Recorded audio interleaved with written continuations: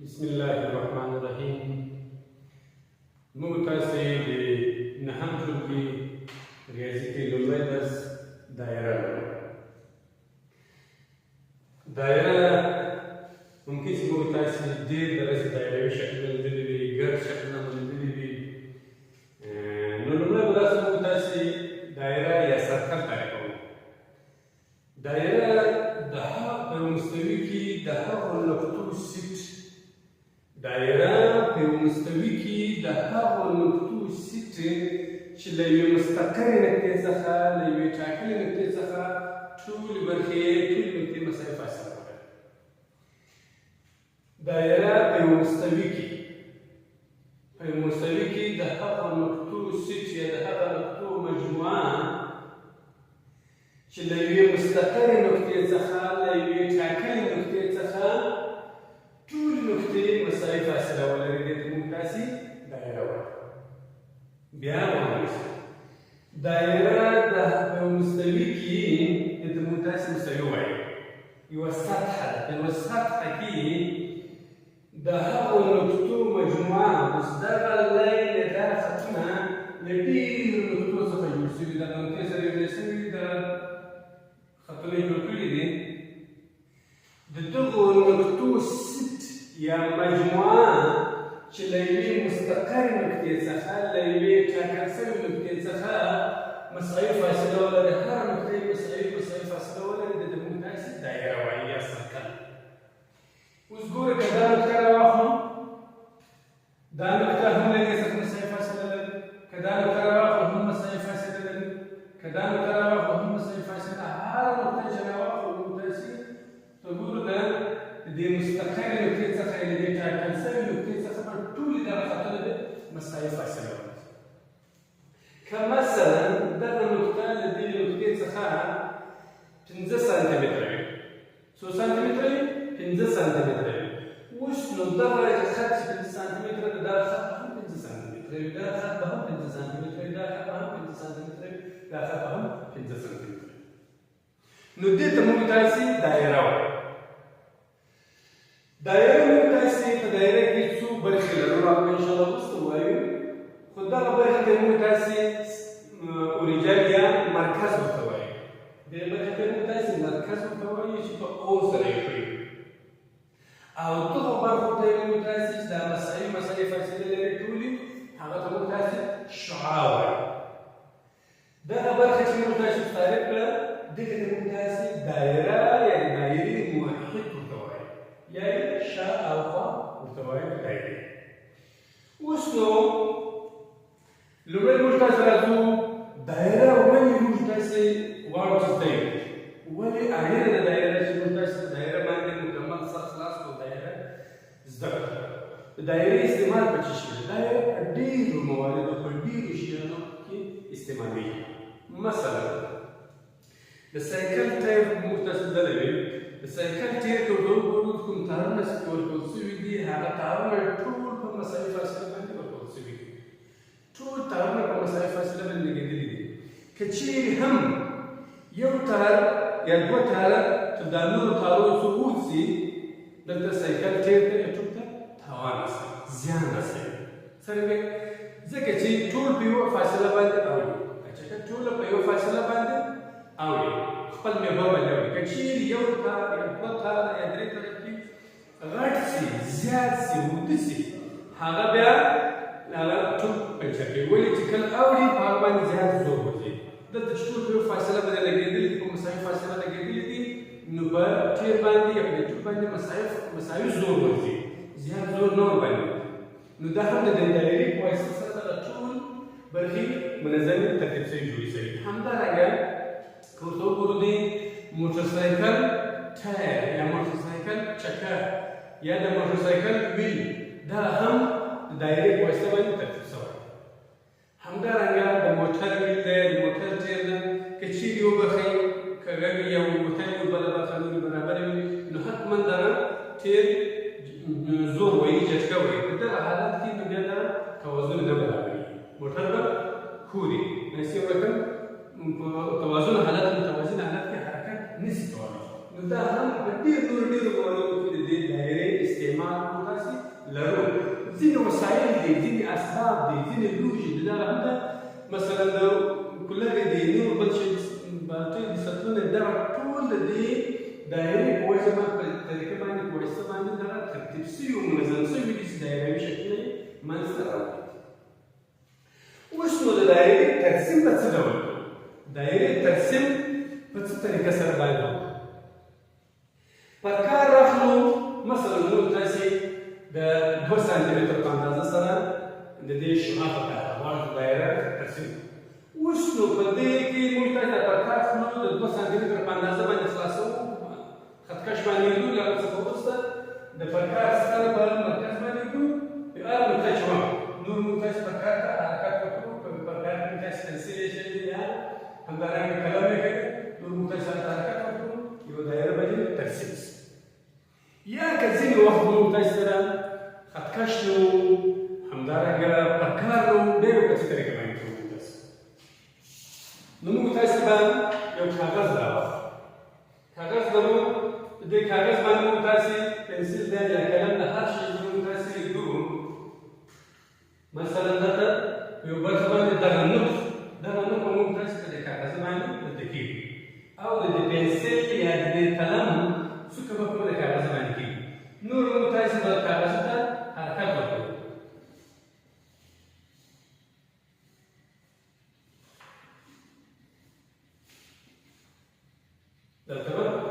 خپل مرکز ته خپل د کوم ځای موږ تاسې مبدا کړی شروع کړي ده هغه ته دلته خپل ځان راورسوي نو په دې طریقه باندې هم کولی شو نوټ به دغه نوټ په کاغذ پر سر کېږي او قلم به موږ تاسې په لاس ونیسو وکړي او نور به کاغذ ته لاس حرکت نه وکړو د کاغذ موږ تاسې ورته سرخه ورته اړوو یا کتابچه یا څه شي هغه موږ تاسې ورته سرخه دایره به موږ تاسې په لاس تاسې نیسي اوس نو ځینې وخت موږ تاسې وایو چې دغه شعاع دې وخت موږ تاسې شعاع وایو دا خطونه چې د نیم خطونه چې ویلو دغه ته موږ تاسې شعاع وایو چې دا شعاع یې ټولې سره مساوي دا شعاع یې ټولې سره برابرې دي که چېرې ځینې وخت مثلا نقطه دلته یو بله نقطه په داخل کې ښودل سوې وه یا مثلا یوه نقطه د دایرې په محیط باندې وه یا مثلا بله نقطه د دایرې څخه باندې خارج وي نو آیا بیا به هم دا خطونه چې کله موږ تاسې د دغې نقطې څخه مرکزي نقطې څخه دغه نقطو ته یا دې نقطې ته یا دې نقطې ته ځینې خطونه رسم کړو ترسیم یې کړو بیا به هم هغه خطونه برابر وي دا خطونه بیا هم ټول سره مساوي چې له مرکز څخه شروع شوي دي او تر دغو نقطو پورې ځان رسوي نه دا به موږ تاسې ورته وایو چې مثلا که چېرې دغه نقطه موږ تاسې راواخلو له او ای څخه کوم فاصله چې موږ تاسې لرو دغه فاصله راواخلو دغه فاصله په نظر کې ونیسو اوس آیا دا خط او دا خط سره برابر دي؟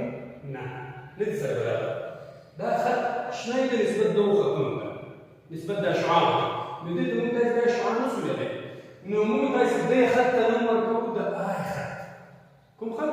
آی خط آی خط مساوي کېږي چې د ا نقطه په داسې حال کې دا څه دې معنا وکړي په داسې حال کې د ا نقطه په داسې حال کې چې د او ا خط دا په څېر موږ تاسې کوم خط ورکړی دا د زلي یعنې خط معنا ورکوي د او ا خط مطلقه قیمت دلته په دې ځای کې موږ تاسې دوه خطونه نور هم ورکوي یعنې مطلقه چې هغه ده چې خامخا ثابت قیمت یعنی مثبت قیمت منفي په نظر کې نه نیسو ثابت قیمت مثبت قیمت د او ا یعنې د دې خط چې مطلقه قیمت که هر څومره وو دا به کوچنی وي دا کوچنی ویله لاره ده کوچنی وي له چي څخه له آر څخه دې ته موږ تاسې څه ویلو آر یا شعاع دې ته هم آر وایو دلته هم آر وایو دلته هم آر وایو شعاع یې ټولې سره برابر نو د ا نقطه په داسې حال کې چې د او ا خط کوچنی ده له چي څخه له شعاع څخه له آر څخه ولې ځکه چې دا نقطه د دایرې په داخل کې واقع شوې د دایرې په محیط باندې نه ده د دایرې څخه خارج نه ده د دایرې په داخل کې ده دننه ده نو موږ تاسې وایو چې دا کوچنی ده چې دا فاصله له چي څخه له شعاع څخه که چېرې د دې نقطې ته وګورو د دې نقطه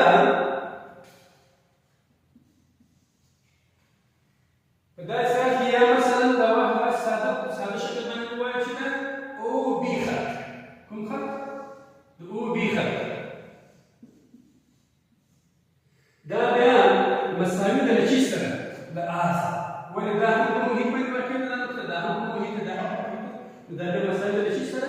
لآس.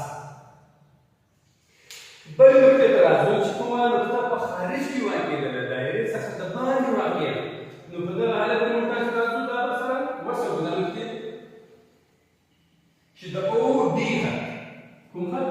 د او ډي خط دا خو لوی شو چې دا کوچنی ده دا مساوي ده، نو دا خو وتلی ده د دایرې څخه، نو د دې شعاع دا ګورئ د دې ځای پر شعاع راشي دا نوره برخه په اضافه زیاته ده، نو دې ته موږ تاسو کولی شئ او ډي خط لوی ده له شي څخه د شعاع څخه له هغه څخه لوی. نو موږ تاسو کولی شئ دا خبرې د شي لپاره موږ تاسو کولی شئ د دایرې چې کومې د محیط کومې نقطې دي هغه ټولې په محیط باندې چې کومې واقع دي په دغه محیط باندې دغه ټولې مساوي فاصله لري له شي څخه له مرکز څخه.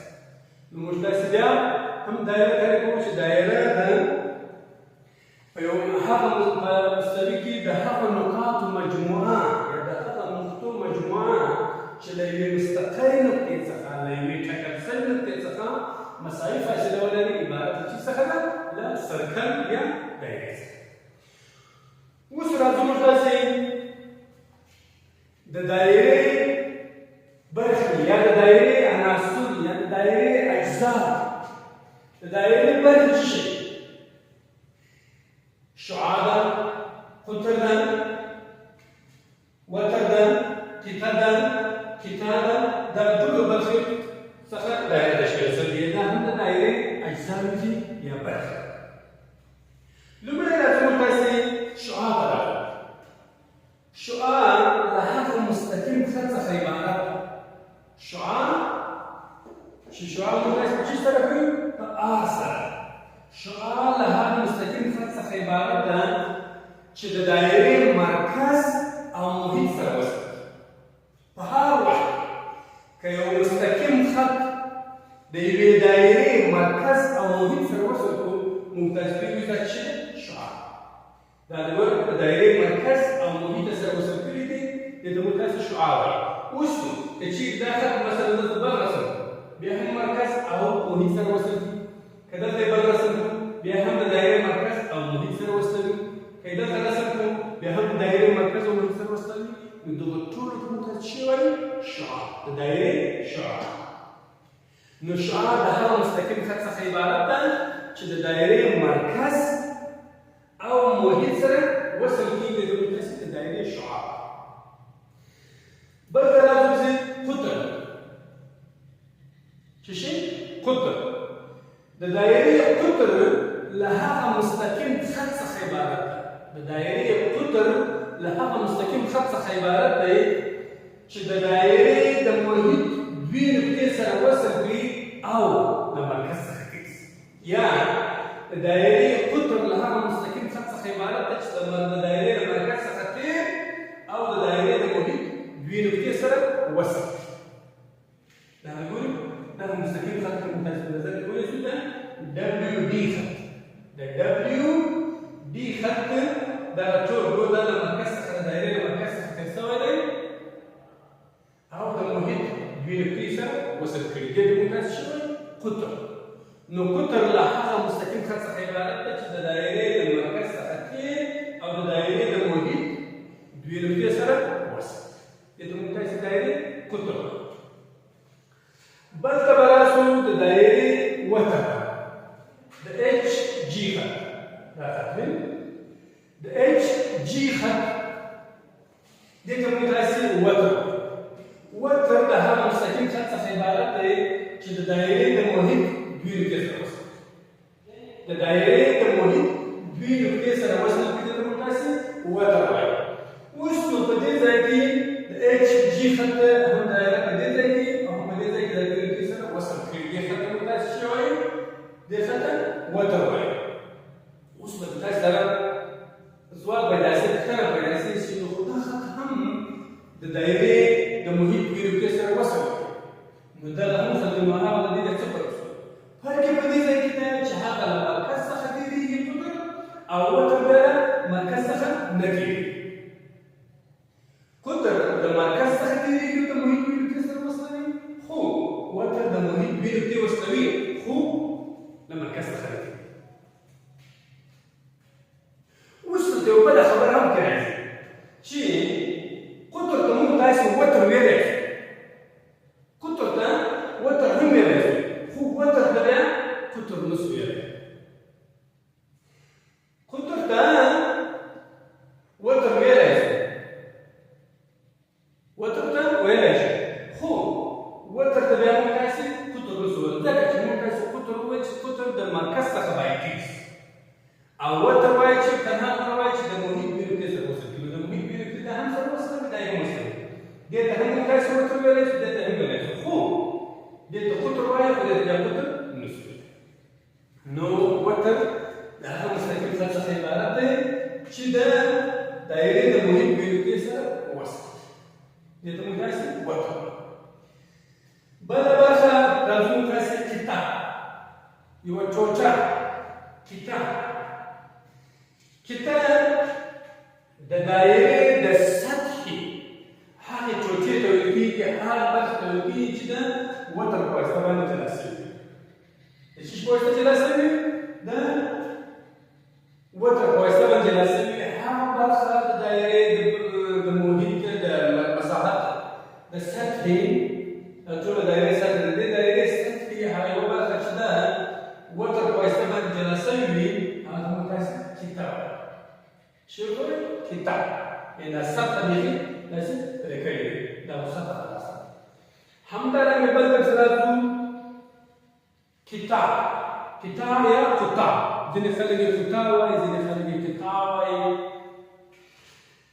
كتاب أو ده كتير من تنتج كتاب من ده كوش الدائري ده سطح حاجة برخة حاجة جلسة برخة جدا شوی برخه چې د دوو شعاعانو په واسطه باندې جلا شوي.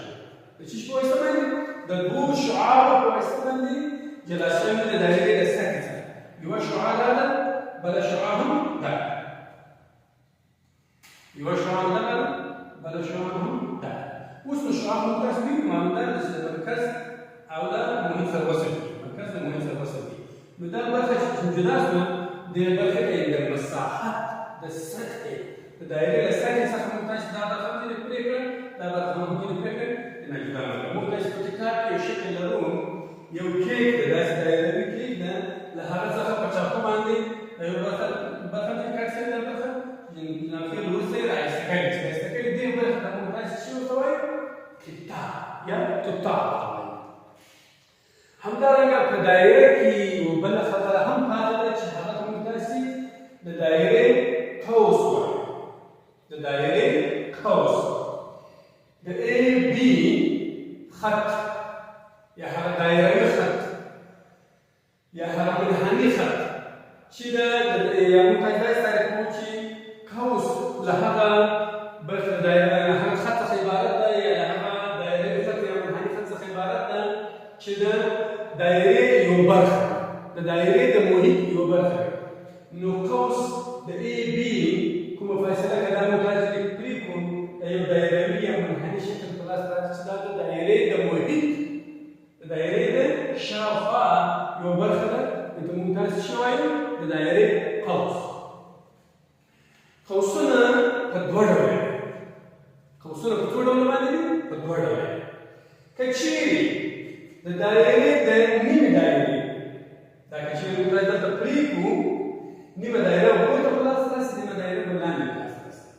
اوس نو د نیمې دایرې که چیرې د دې نیمې دایرې څخه دا قوس مثلا په دې ځای کې دلته راغی، تر دې ځای پورې راورسېدو، همدارنګه تر دې ځای راورسېدو. دغه برخه دې ته موږ تاسو کوچنی قوس ورته وایو. څه ورته وایو؟ کوچنی قوس. د نیمې دایرې څخه چې ګول وي هغه ته موږ تاسو کوچنی قوس وایو. او که چیرې د نیمې دایرې څخه زیات قوس مثلا داسې راورسېدو تر دې ځای پورې راغی، همدارنګه دغسې دې خوا چې موږ راغلو دغه ځای پورې، نو اوس دا برخه چې ده د دې موږ تاسو لوی قوس ورته وایو. څه ورته وایو؟ لوی قوس. کوچنی قوس که چیرې د نیمې دایرې څخه کم فاصله کې و، لږ و، هغه ته موږ تاسو څه ورته وایو؟ کوچنی قوس ورته وایو. او که چیرې له نیمې دایرې څخه زیات شي واوښتو نو دې درجې ته بیا موږ ته څه وایي؟ لوی توافق. نو یو ځل بیا متوجه شئ دایره د هغو په یو سطحه کې د هغو نقاطو مجموعه د هغو نقطو سیټ چې له یوې مستقرې نقطې څخه له یوې ټاکل شوې نقطې څخه ټولې نقطې مساوي فاصله ولري عبارت له څه څخه ده؟ د دایرې څخه. په دایره کې مرکز دی چې مرکز موږ تاسې په او یا اوریجن یا او سره کوو او همدارنګه کوم خط چې موږ تاسې لرو دې ته موږ تاسې شعاع وایو او شعاع په چی سره کوو؟ په ا سره یې دې ته موږ تاسې څه وایو؟ دایره. دایره موږ تاسې کولی شو پر کار پایسته پر کار فلو څومره اندازه موږ تاسې په کار یې 5 سانتي متره شپږ سانتي متره شعاع مو په کار ده نو هغه شعاع په اندازه باندې پر کار فلو خلاصوو او د هغه څخه وروسته ستنېدل په مرکز باندې کوو حرکت ورکوو موږ تاسې ته لاس راځي. یا که چیرې هغه نه و د نوک د یو کاغذ په سر باندې شو او قلم په لاس کې نیولی ده موږ تاسې حرکت ورکوو کاغذ ته حرکت ورکوو لاس چې حرکت وکړو ممکن داسې نشي ترسره نو نوک موږ دغه نوک موږ لګولی یو په کاغذ باندې او کاغذ ته موږ تاسې حرکت ورکوو. د دایرې اجزا څه دي؟ د دایرې اجزا یا عناصر د دایرې شعاع ده چې د دایرې مرکز او محیط سره وصل دي. د دایرې قطر ده چې د دایرې د محیط دوی نقطې سره وصل دي خو له مرکز څخه تېرېږي دا خبره وکړئ. همدارنګه د دایرې وتر هم داسې تعریف کوو چې هغه مستقیم خط څخه عبارت ده چې د دایرې د محیط دوی نقطې سره وصل دي. صحیح شو؟ نو موږ تاسې مخکې وکړی چې د وتر او د قطر ترمنځ فرق څه ده؟ قطر ته هم وتر ویلی دی خو وتر ته بیا قطر نه شو. ولې؟ دا هم د دایرې د محیط دوی نقطې سره وصلوي. خیر که له مرکز څخه تېر شو نو چې ډېر به د دایرې د محیط دوی نقطې سره وصلوي هغه هم داسې شی وتر وایي. خو دغه چې بیا ده دلته موږ تاسې بیا قطر نه شو ویلی ځکه چې قطر موږ تاسې داسې تعریف کړو چې د دایرې د مرکز څخه به تېرېږي او د محیط دوی نقطې به سره وصلوي. بله خبره کیتا ده د دایرې د سطحې څخه یوه ټوټه پرې کولو ته یا د وتر په واسطه د یوې دایرې څخه د یوې برخې جدا کېدل د وتر په واسطه عبارت دی څخه د دایرې د قطعې څخه. بله برخه هم د دایرې قطعه ده یا قطعه ده چې د دایرې د هغه برخه چې د دوو شعاعو په واسطه باندې جدا شوې وي هغه برخه ته موږ ته شوي د دایرې قطعه یا قطعه ته وایي. بله هم د دایرې قوس د دایرې قوس هغه مستقیم هغه منحني خط چې د محیط یوې برخې څخه جلا شوی وي یا د محیط د دایرې د محیط یوې برخې ته څه وایو؟ د دایرې قوس ورته وایي. قوسونه په دوه ډوله دي. یو کوچنی قوس چې د نیمې دایرې څخه لږ کم وي هغه ته موږ تاسې کوچنی قوس وایو او چې د نیمې دایرې څخه زیات وي مثلا د دې ځای په وګورئ دا څه دی د برخې نه موږ تاسې چې ورته وایي لوی قوس. نو اوس په دې ځای کې موږ تاسې په دې کتاب کې په څلورمه صفحه کې پوښتنې لرو او همدارنګه په شپږمه صفحه کې موږ تاسې پوښتنې لرو. دغه پوښتنې به تاسې سره حل کړي. تاسې به فکر دې وکړئ چې دا څه وایي. دا همدارنګه د نننۍ درس کې موږ تاسې وایو